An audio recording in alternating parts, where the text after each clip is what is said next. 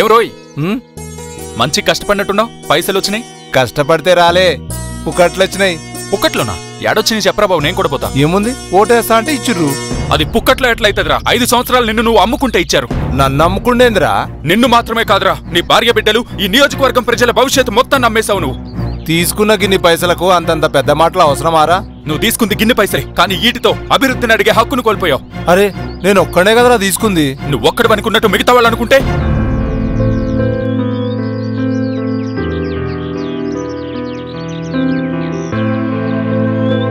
రే ఆగు, యాడికి పోతున్నావు? పైసలు కాని మొహాన కొట్టేస్తా. సోమేష్, ఇగోరా నీ పైసలు. ఏమైరా ఇచ్చేస్తున్నావు? అమ్మని ఎవడైనా అమ్ముకుంటాడ్రా? అభివృద్ధిని ఎవడైనా అడ్డుకుంటాడ్రా? నా లెక్క చదువులేనోనికి చెప్పాలి గాని ఈ శంషాగిరి ఎందుకురా? ఇగో, నువ్విచ్చిన పైసలకి 100 కల్పిస్తున్నాను. మంచిగా దావత్ చేసుకో, ఖుషీగుండు పో.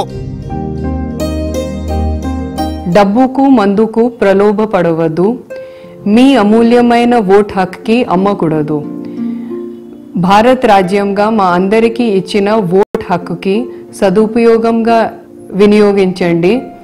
డిసెంబర్ 7 తారీఖు రోజు ప్రతిదిన 7 గంటల నుంచి సాయంత్రం 5 గంటల వరకు మీ ఇంటి పక్కనే ఉన్న పోలింగ్ స్టేషన్కి వెళ్ళి మీ ఓటుకి వినియోగించండి.